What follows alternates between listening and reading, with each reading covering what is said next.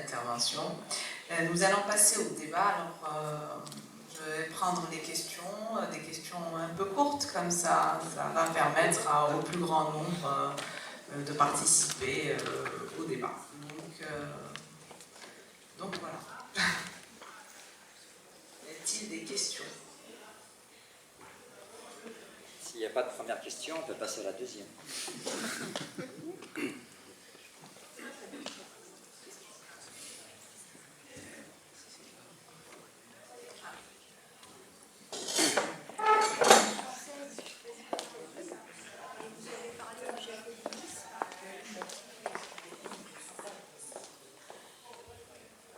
Oui, bonsoir. Je me permets, je ne suis pas du tout kabyle, je suis française. Et vous avez tout à l'heure parlé du jacobinisme, et dommage pour la Corse, dommage pour la Bretagne, dommage pour toutes les régions de France. Et je me demandais si c'était si négatif que ça, ce jacobinisme. Est-ce qu'il a été bon?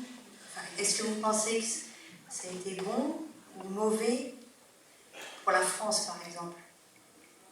Pour reprendre le cas des Corses que vous avez cité, où simplement seuls les vieux parlent le corse, les jeunes ne parlent pas le corse. Quand je rencontre des Kabyles, les jeunes parlent kabyle, couramment. Voilà. Je ne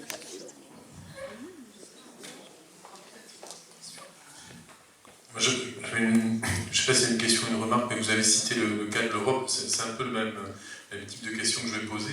Oui, c'est vrai, il y avait 9 États, 51, même plus de nationalités. Il y en avait même plus parce qu'il y a des nationalités qui existaient, qui ont disparu. Je pense aux Juifs d'Europe centrale, effectivement. On avait des millions de personnes réparties sur des pays qui formaient une forme de nation un peu... Ils ont disparu, hein. L'histoire les a fait disparaître. Et donc effectivement, 9 États, plus de 50 nations peut-être. Aujourd'hui, il y a des États, mais à quel prix? Moi, j'ai passé des vacances en Yougoslavie, enfin en Serbie en l'occurrence, et en Bosnie-Herzégovine il y a 2 ans.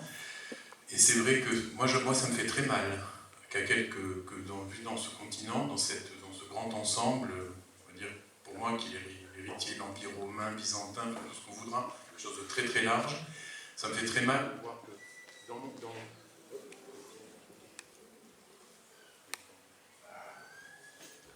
alors que de ce côté-ci de l'Europe, on a fait disparaître les frontières, et qu'aujourd'hui, ce que je ne pouvais pas faire quand j'étais enfant, c'est-à-dire aller dans le pays voisin, sans passer la douane et sans changer de monnaie, eh bien, il n'y a même pas 20 ans, à quelques centaines de kilomètres d'ici, on s'est ingénié par le sang à séparer les populations, et aujourd'hui, quand vous passez de Serbie en Bosnie-Herzégovine, vous passez une frontière avec un contrôle policier et vous changez de monnaie.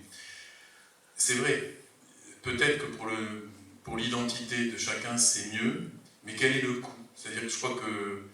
Donc voilà, je pense que... Mais je crois que vous l'avez dit, après, c'est peut-être la manière aussi, c'est le chemin par lequel on y va, mais c'est vrai que si on peut s'éviter les chemins sanglants, c'est quand même sans doute mieux.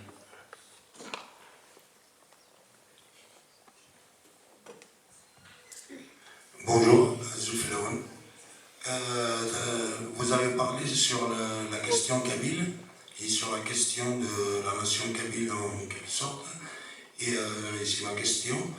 Sur le 20 avril, en Kabylie, ils ont fait des marches, ils ont fait une grande mobilisation en Kabylie. Quel jour on mange aujourd'hui? Et moi, ma question, est-ce que c'est pas en quelque sorte, est-ce que les Kabyles n'ont pas adhéré au MAC, où ils ont proclamé leur drapeau avec une grande fierté et une grande mobilisation? Merci.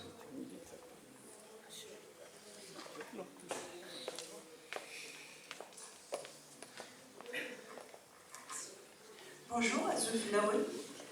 J'apprécie beaucoup votre autocritique, Monsieur Lamari. C'est la première fois que j'entends quelqu'un de 80 parler du mouvement de telle façon. C'est bien de faire une autocritique de soi-même. Mais j'ai remarqué aussi, quand vous avez commencé à parler d'à partir de 2001, je pense que vous avez, comment dirais-je, peut-être vous n'avez pas trop, comment dirais-je, vous êtes plus ici que là-bas. Et moi, j'estime que depuis 2001, on a eu quand même un mouvement de ras-le-bol. On avait ras-le-bol de tout. Donc, il y avait quand même 128 jeunes qui sont, malheureusement, qui ont été assassinés par ce pouvoir. C'était pas le cas en 80. Donc, si vous voulez, les jeunes, à cette époque-là, ils ont bravé plus que l'interdit, plus que avec une force inouïe. Donc je rends hommage à ces jeunes-là. Et à partir de là, le mouvement pour l'autonomie de la Kabylie a été créé. Et je pense que depuis 2001, il avance avec ces cadres qui sont là-bas et ici, bien sûr. À leur tête, Mas Farhat Mahani ici en France et Mas Bouaziz Choubib. Donc c'est parmi notre élite kabyle. Et d'ailleurs, dans une de ces conférences de Mas Farhat Mahani, il a dit que si Del Mouloud a survécu plus tôt, donc il aurait pu peut-être relier entre le RCD et le FFS. Qu'est-ce que vous en pensez de cela? Et par rapport au mouvement de l'autonomie de Kabylie, je pense qu'il avance. Il avance un petit pas, mais il arrivera. Voilà, voilà, que la Kabylie va aller droit vers sa liberté, bien sûr. Merci. Tu peux répondre, Gérard? Oui. Ah oui, je peux utiliser ça. Bien, bon, il y a beaucoup de questions. Bon, par rapport à cette histoire de jacobinisme, est-ce que c'est bon, est-ce que c'est pas bon? Bon, il faut savoir que l'État français, Napoléon par exemple, il n'est pas allé quand même, c'était pas un hindou, hein, c'était pas un pacifiste. Donc il y a eu de la casse quand même, hein, il y a eu beaucoup de morts. Et puis au niveau culturel, au niveau identitaire, il faut poser la question aux Occitans par exemple, aux Bretons. Est-ce que pour autant... mais tout dépend comment ça se fait. Si ça se fait de manière naturelle, historique, oui. On peut avoir un État centralisé s'il se construit graduellement de manière historique. Mais le jacobinisme, il a été violent. Après, maintenant, aujourd'hui, les autres États, l'ex-Yougoslavie, c'est pas l'exemple à suivre non plus. Absolument pas. Certes, un individu, il a une peau pour se protéger. Un arbre, il a son écorce pour se protéger. Mais cette peau et cette écorce ont des échanges avec l'extérieur. C'est-à-dire qu'un État, si on prend la France et la Belgique, on peut aller en Belgique, il n'y a pas de problème. Ça aurait dû être la même chose pour la Yougoslavie. On n'aurait pas dû déplacer les populations. Mais là, je suis en accord total. Et la Kabylie, un jour, elle aura son État, c'est évident. C'est évident. Ça peut être prochainement, ça peut être très lointain. Mais tout dépend comment va se dérouler l'histoire future.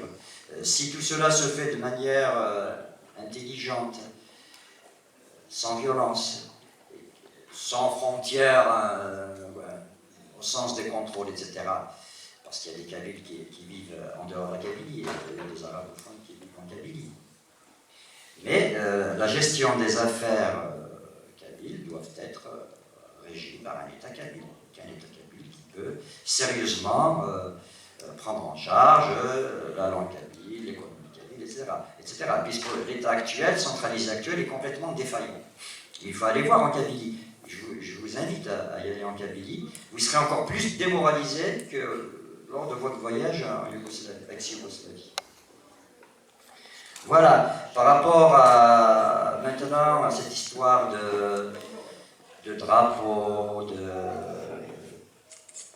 d'UMAC, etc. Bon.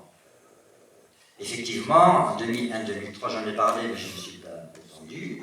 J'ai même fait partie du mouvement 2001-2003 ici à Toulouse. On avait un comité très très actif et on était en relation permanente avec Tizi Ouzou. Effectivement, il y a eu 128 morts, c'est ça qui nous a fait beaucoup bouger à l'époque. Il est normal d'afficher enfin, moi je ne suis pas très drapeau, sincèrement je ne suis pas très drapeau, mais bon, pourquoi pas. Pourquoi pas la symbolique, le drapeau, mettre en place des cartes d'identité, Et je pense que le problème, il faut le prendre vraiment dans l'autre sens. Il faut le prendre dans l'autre sens, le prendre par le bas, et construire l'État kabyle par strates. Et puis un jour, il sera consacré de fait. Sauf qu'à côté, ben, c'est pas détendre non plus. Quand je parle à côté, je parle du pouvoir algérien. C'est pas détendre, donc il faudra être très intelligent. C'est tout ce que je peux dire. L'avenir nous dira. Après, quant à Del Mouloud, est-ce que sa personnalité aurait fait que la division FFS-RCD n'eut pas lieu? Honnêtement, je ne le pense pas. Je ne le pense pas, parce que la DRS et les services secrets algériens, ils sont très très forts, à tel point qu'ils sont devenus eux-mêmes des acteurs politiques. Non, personne n'aurait pu empêcher cette division fratricide, franchement, sincèrement. Voilà, bah, j'espère que j'ai éclairé, au moins sur le jeu. Une autre série de questions. Bonjour, moi je suis Kabylie, je suis né en Kabylie, donc je connais bien cette région. Et donc je voudrais juste faire une petite parenthèse pour répondre au monsieur. Par rapport à l'idée de l'Europe, bien sûr que l'idée de l'Europe est une très belle idée. Je pense que aucune personne sensée ne serait contre le rapprochement des peuples et la vie en harmonie entre les peuples. Mais le problème, c'est que l'Europe elle a été faite en fait d'une autre façon. Quand on a essayé d'imposer des empires par Napoléon, par les autres, on a essayé d'imposer des empires et d'écraser les autres cultures, ça n'a pas marché. Mais le jour où l'Europe a pris conscience que si en sauvegardant les cultures nationales, qu'on peut vivre dans un ensemble plus large, et tout en respectant les autres, je pense que l'Europe, c'est là que l'Europe a pu voir le jour. Et je pense que si l'Europe demandait aux peuples aujourd'hui européens, aux États de renoncer à leur souveraineté ou alors à ce qui fait leur âme et leur identité, je pense que personne n'aurait adhéré à cette idée. Et je reviens aussi, si vous permettez, à la question kabyle. Vous avez dit tout à l'heure que les méthodes du MAC, enfin la façon de faire du MAC était contestable, n'était pas forcément la bonne façon. Donc je voulais savoir qu'est-ce qui, selon vous, la meilleure façon en fait, de revendiquer cette indépendance, cette autonomie. Enfin, moi je parle d'indépendance plutôt. Bon, j'ai ma petite idée, je pense qu'une culture ça se vit d'abord, parce que nous, en Kabylie, on a tendance quand même à tout politiser.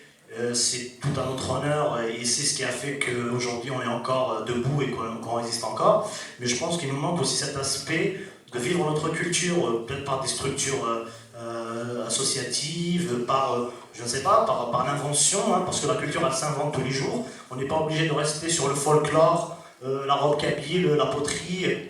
Ça, bon, c'est notre histoire, mais je pense qu'une culture ça s'invente. Hein, la culture française. Bon, elle a son identité, elle a son histoire, mais la culture française, elle se réinvente tous les jours. Donc je pense que nous, les Kabyles, on devrait faire aussi ça, inventer, je ne sais pas, des fêtes, des nouveaux costumes, je ne sais pas, une façon de vivre, avancer. Une culture, si elle ne se renouvelle pas, elle disparaît. Ça, c'est mon idée à moi. Je voulais savoir, en fait, votre avis sur la question. Voilà, merci beaucoup.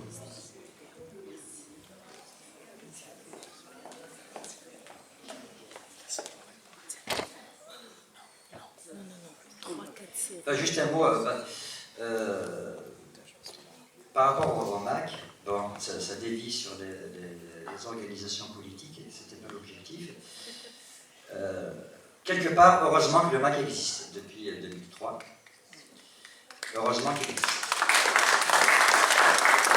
Après, bon, il faut, tout est perfectible, c'était ça le sens de mon intervention, tout est perfectible. Voilà. Sinon, cette traversée du désert, eh ben, actuellement, seul le MAC est visible, je dirais en tout cas, au quotidien et dans les buts de Kabylie. Après, bon, j'ai dit que l'adhésion est en deçà de ce qu'elle devrait être, et c'est là les questions que nous devons nous poser. Après, voilà, mais après, j'ai rien de plus à dire sur ça.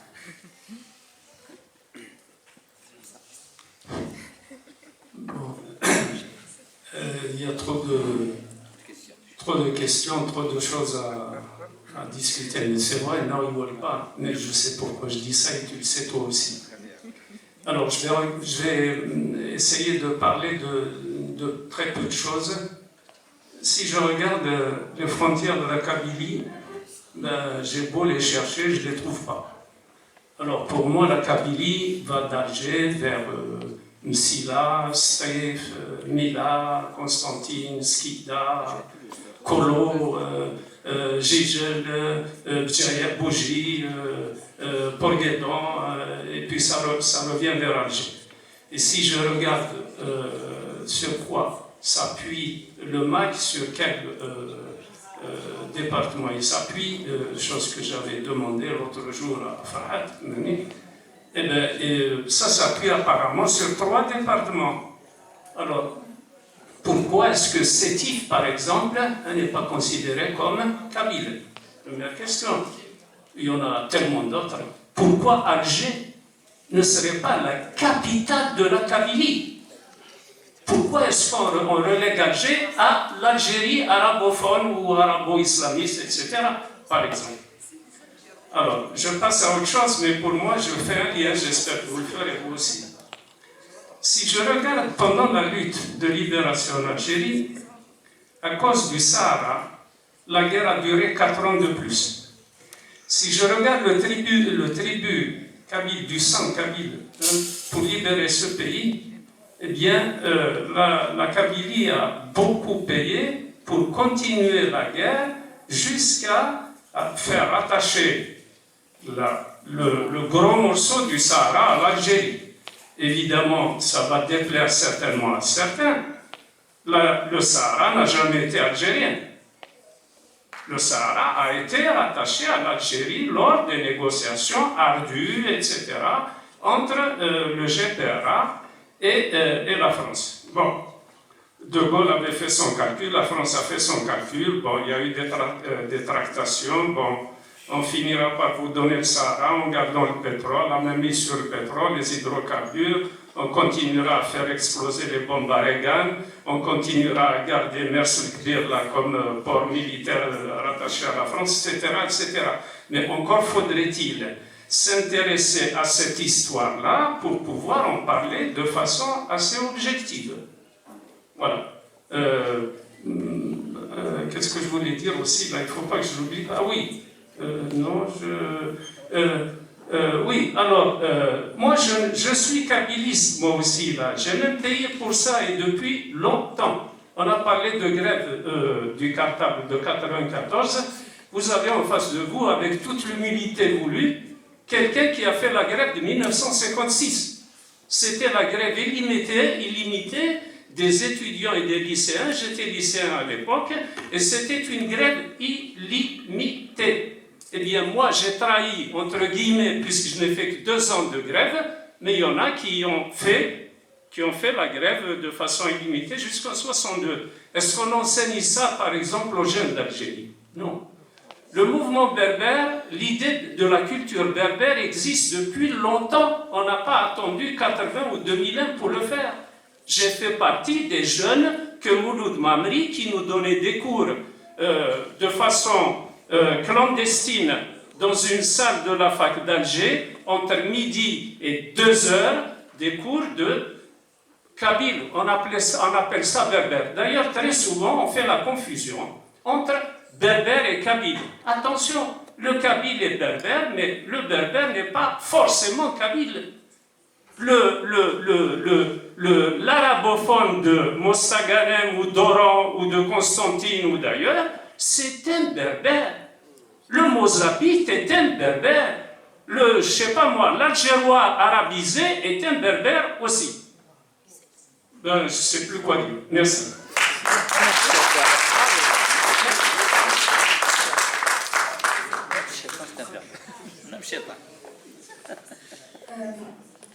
Donc aujourd'hui, le développement de Internet et des réseaux sociaux, c'est un bon outil pour les mouvements d'autonomie, mais est-ce que ça exclurait pas aussi certaines populations, une partie de la population kabyle qui n'a pas forcément accès à Internet et aux réseaux sociaux?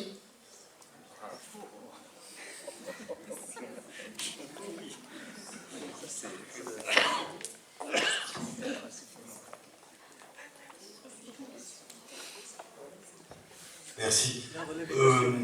Bon, moi, j'ai pas d'avis, pas d'avis particulièrement avisé sur les questions d'autonomie ou pas d'autonomie, puisque voilà, je suis en France et je regarde ça un petit peu avec un regard extérieur, j'ai envie de dire. Mais bon, voilà, après, je suis pour un principe simple qui est l'autodétermination des peuples, et bon, si les Kabyles le souhaitent, bon. Par contre, j'ai quand même quelque chose qui me paraît sur lequel je voulais vous interroger, c'est, moi, il me semble que ce qui peut faire intérêt dans l'idée nationale, éventuellement, moi, ce qui m'intéresse, que ce soit pour les Kabyles, les Basques, les Occitans, voilà, je suis militant ici à Toulouse, je suis toulousain, et chaque fois que j'ai été confronté à confronté ou lié à des amis occitans, basques, catalans, moi, ce qui m'intéresse, c'est la question des valeurs. C'est-à-dire, qu'est-ce qu'elles portent, ces valeurs? Parce que si la question nationale, il y a un certain type de question nationale, souvent, qui portent des valeurs auxquelles je ne peux pas souscrire. Et moi, c'est ça qui me paraît, enfin, je voulais savoir, avoir votre point de vue là-dessus, parce que je ne vous cache pas que sur la fin de votre intervention, et qu'il n'y ait pas de méprise, voilà, j'ai pas voulu en faire cette interprétation-là, mais dans le contexte franco-français, ceux qui dénoncent aujourd'hui le cosmopolitisme, c'est le Front National. Donc, quand je vous ai entendu parler du cosmopolitisme, je ne dis pas que c'est ce que... Enfin, mais là, on est à Toulouse, et de suite, j'ai eu ce mot à l'oreille. Alors, j'aurais aimé que vous soyez un peu plus précis là-dessus, parce que ça me paraît important d'être clair sur les mots, et sur cette question de... Est-ce que finalement, c'est pour ça que je suis assez sensible, en fait, même si je suis un militant politique aussi, à l'idée qu'effectivement, il faut vivre les choses aussi du point de vue culturel. Je suis assez d'accord avec ce qui a été dit. En tout cas, je suis sensible à ça. Et ensuite, évidemment, il y a la question politique qui doit se poser, hein, je ne le nie pas. Mais cette question voilà, quelles sont et j'ai posé la même question à des Occitans, à des Basques, à des Corses, à des gens qui revendiquent. Alors, quelles vont être les valeurs de votre nation? Quel type de solidarité? Est-ce que voilà, pour moi, la nation, elle a aussi cette fonction-là, qui est de garantir la solidarité. Enfin, si elle a un intérêt, la nation et l'État, c'est aussi d'être garant de la solidarité, de l'égalité, entre les nationaux et les étrangers, entre les nationaux eux-mêmes, les étrangers, enfin voilà, bon, peu importe, quoi. Mais cette dimension-là, elle m'interpelle un petit peu. Merci de votre temps. Bon, je vais répondre.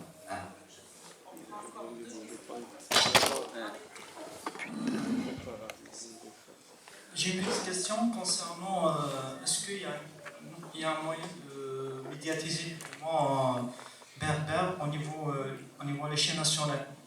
Si on prend l'exemple de l'Espagne et les Catalans, qu'est-ce qu'ils ont fait en fait pour être détachés de leur pays en fait, si on prend l'exemple des Catalans?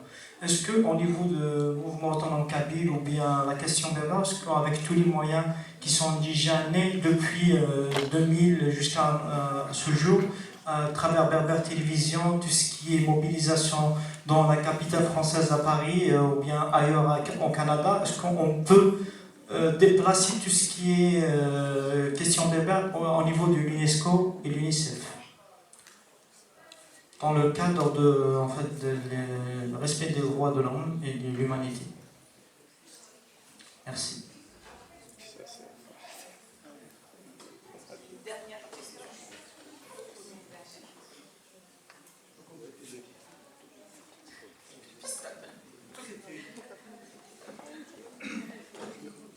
Oui, non, je vais compléter aussi parce que je vous ai trouvé sévère avec vous-même et avec le mouvement kabyle. Je vous trouve vraiment très sévère parce que il y a pas mal de choses que vous avez décrites qui sont propres à tous les mouvements sociaux, culturels et tous les mouvements politiques. Je pense qu'aujourd'hui, bon, évidemment, les Catalans, c'est... sauf tout le respect que je peux avoir pour Tizi Ouzou ou Bougie, Barcelone, ça pèse quand même. pas seulement en Catalogne, dans toute la péninsule ibérique. Donc, bon, je pense quand même que si tous ces mouvements-là ont permis aujourd'hui la popularité, la notoriété de cette cause, quand même. Vous voyez, ça, c'est quand même une grande avancée.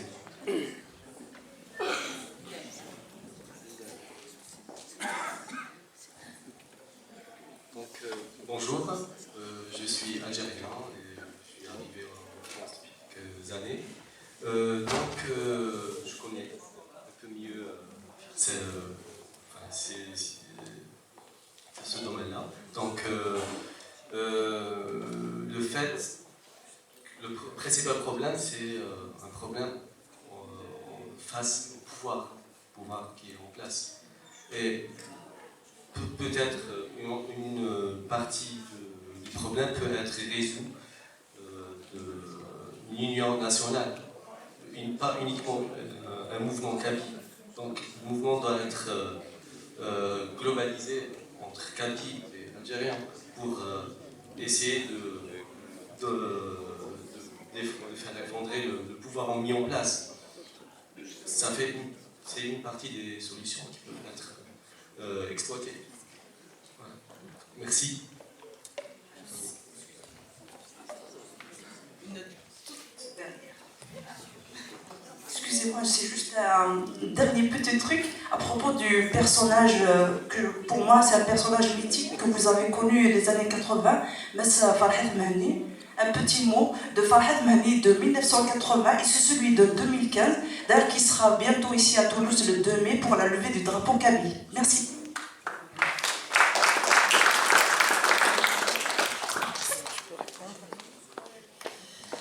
Bon, beaucoup de questions. Bon, je vais commencer par celle concernant quelles sont les valeurs nationales kabyles. Figurez-vous que lorsqu'il y a des élections démocratiques, entre guillemets, il n'y a que la Kabylie qui ne vote pas intégriste. Quand elle ne boycotte pas. Parfois elle boycotte, et quand elle vote toujours démocrate. Donc ce sont des valeurs intrinsèques qui existent.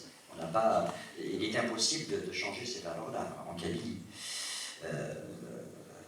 Quand on prend en comparaison l'État actuel, savez-vous que l'Assemblée nationale algérienne a débattu de la longueur du bâton avec lequel il faut taper la femme.